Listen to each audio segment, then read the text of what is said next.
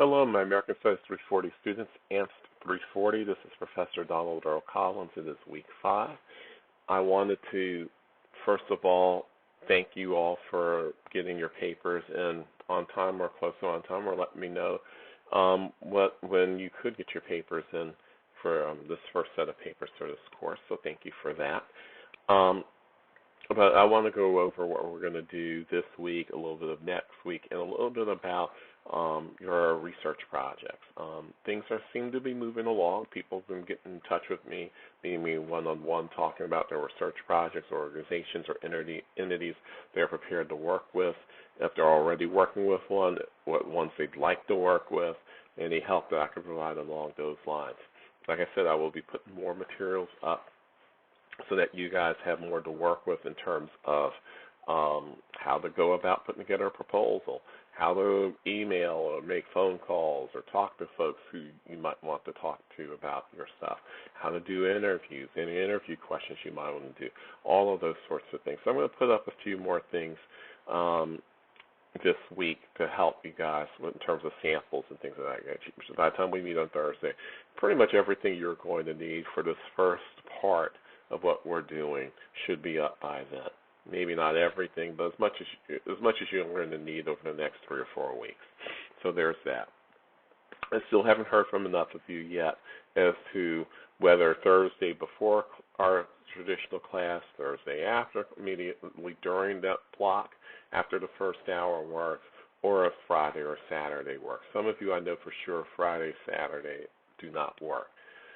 I haven't heard from enough of you to be able to make a decision. If I don't hear anything soon, we're just going to stick with the same format, and whatever gets missed, gets missed.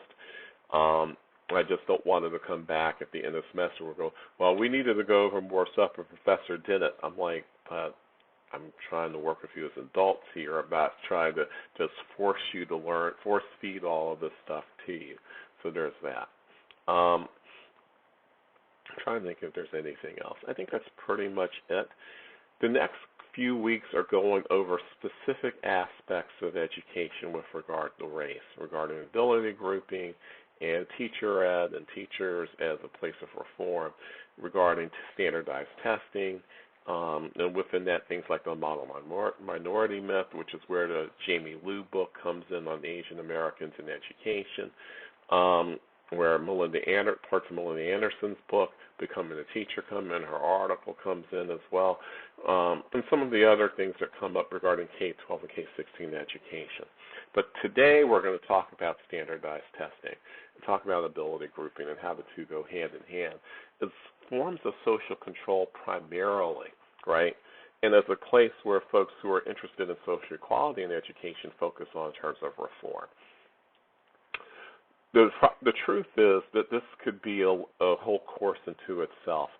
I never feel like, even when I've been able to talk about this in the classroom, that I have enough time to cover all the material that deals with standardized testing.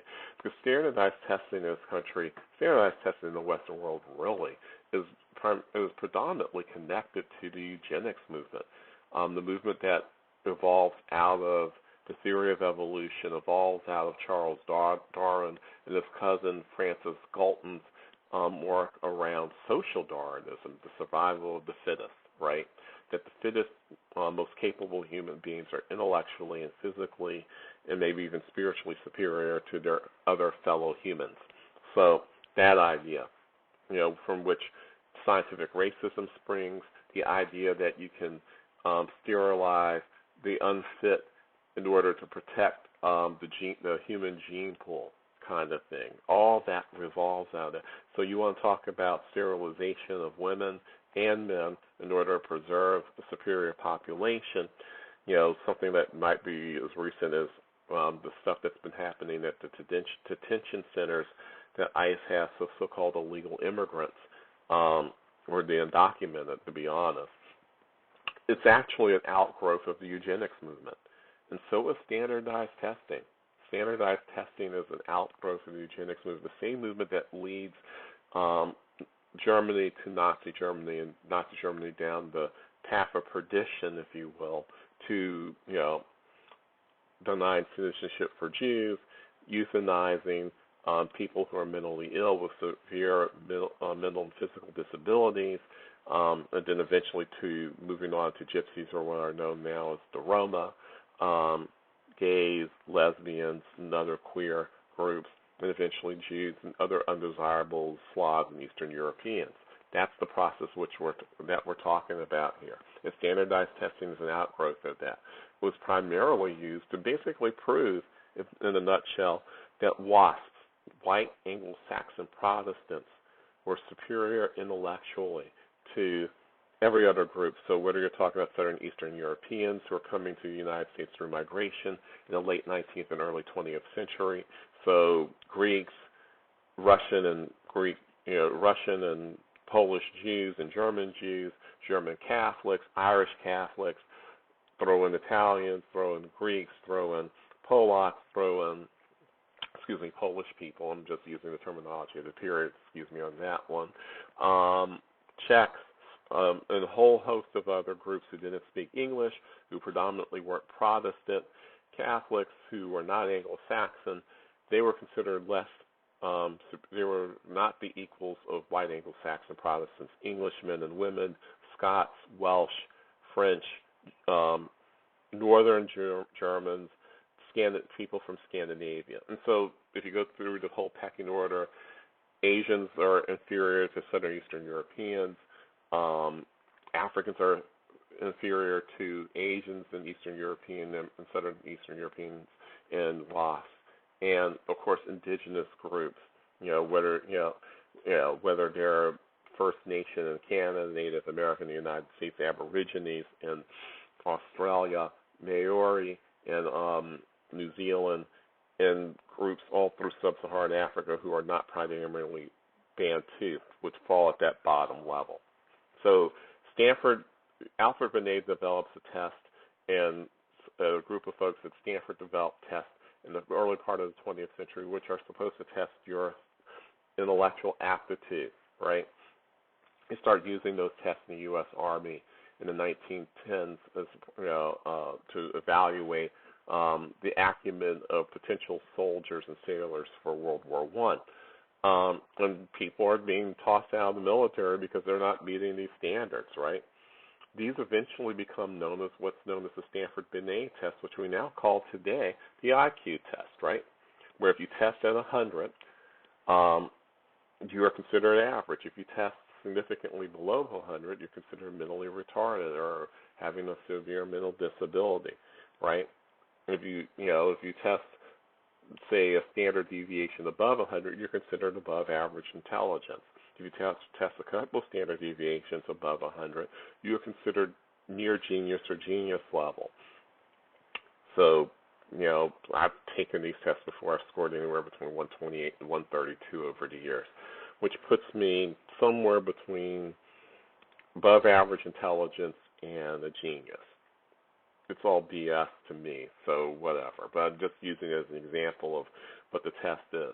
An offshoot of the IQ test, which was first developed in 1926, and it was documented very, very well in Nicholas Lamont's book, The Big Test, which is on your supplemental reading list, is the Scholastic Aptitude Test, which is now known as SAT.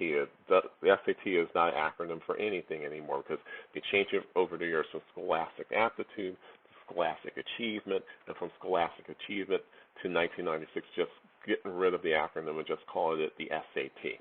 Because of all the protests over the fact that this is basically a racist test, going back through its long history and its connections to the eugenics movement and all the ills of sterilization and euthanasia and trying to get rid of populations that are intellectually inferior and so on and so forth.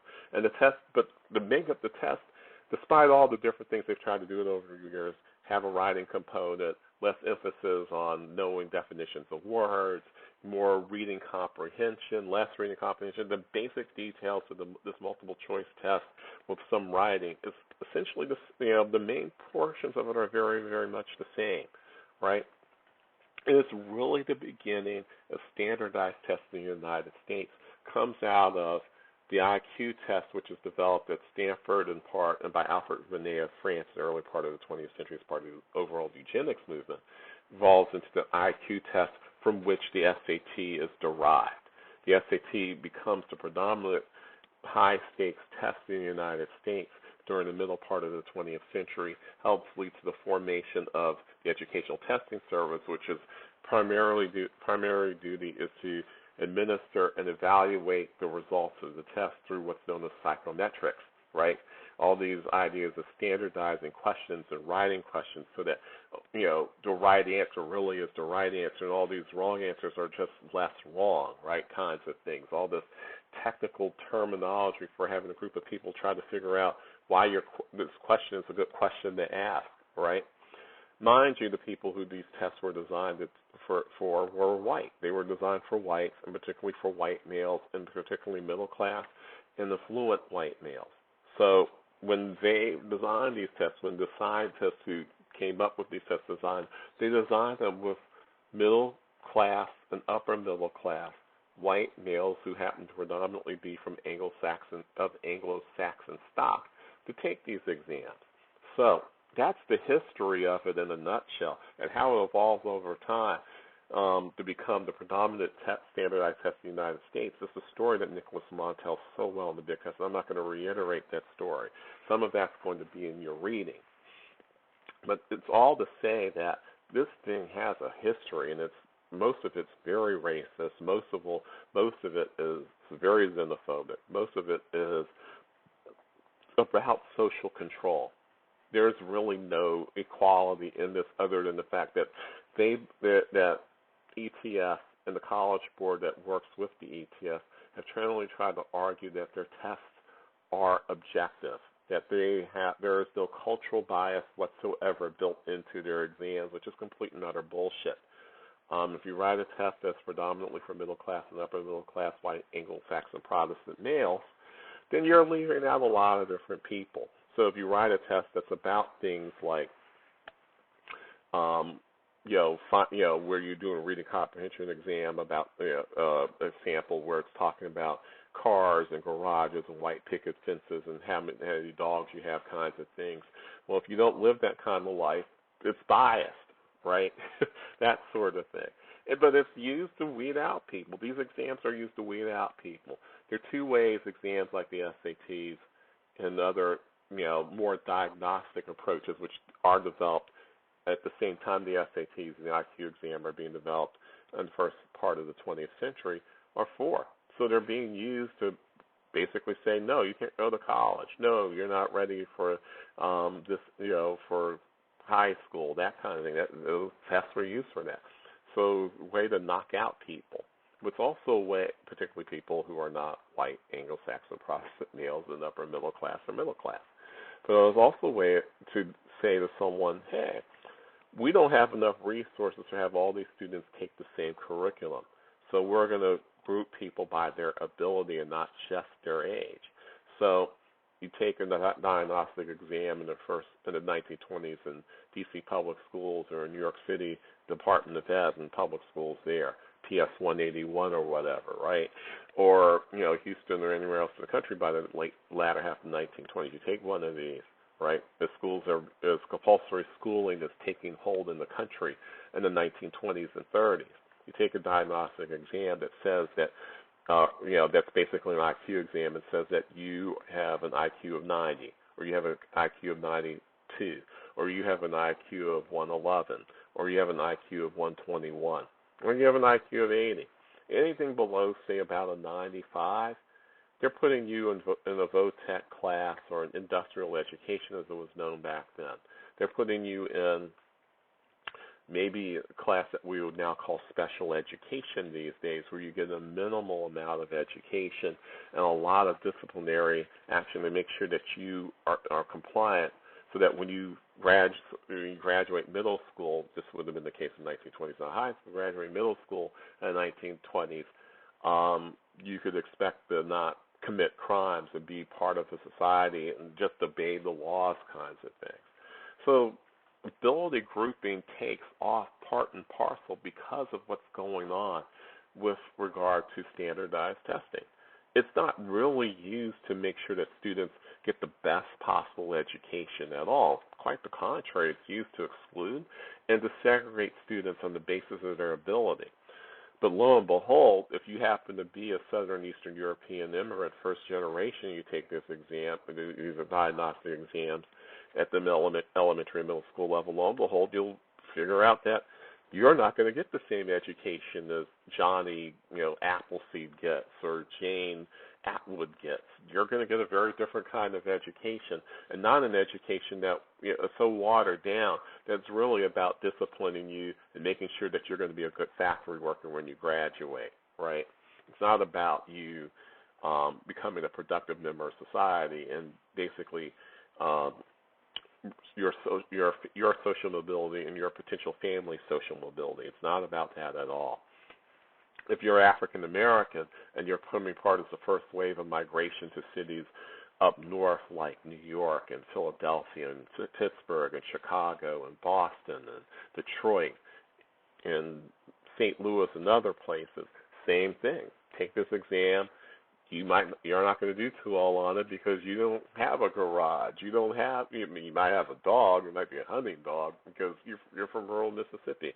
Who has garages in the rural who was African American in that time, where poverty rate's probably about 75%, right? 75-80%. So that's what these exams get used for. It's only really after World War II, and especially during the civil rights period of the 1960s and 70s, where people begin to recognize the racism that is contained within IQ exams, SATs, and other supposed measures of intelligence. That they only measure one kind of intelligence, pure analytical power. But even then, it's really a measure of whether your family has access to things. If you're a middle and upper middle class white family, you probably have a lot of books at home. You probably have a dictionary. You probably have Roget's Thesaurus. You have all that stuff. You have an encyclopedia collection. So there are a lot of things in terms of quote-unquote general knowledge, the kind of stuff that will help you win money on Jeopardy and help you, with friends and acquaintances to, entertain themselves through Trivial Pursuit. Those are things that a lot of families don't have access to. Certainly not a lot of black families, not a lot of Latinx families, not a lot of indigenous families, not a lot of poor white families for that matter. So that's the accusations of the test being culturally and racially biased started ringing true as people started looking more closely at these exams in the 1960s and 1970s. And so as with so many other things in education, instead of just tossing out the exams and say, we just need to just start from scratch. No, we're going to try to fix these things to make the IQ test more culturally relevant, less racist, make the SAT more culturally relevant, less racist. And oh, by the way, let's create more exams so that we can do more diagnostic testing that gets later turned into more exams so that more and more people get excluded from the goodies of magnet programs and magnet schools and, higher level math, higher level maths and higher level sciences as those take hold in the 1970s and 80s. And so now we're, and that's just the history of where we are now. And I'm going to stop here because there's more I need to say about where we are currently, and that's not going to fit in this particular chunk of what I want to do. So part 2 in a moment.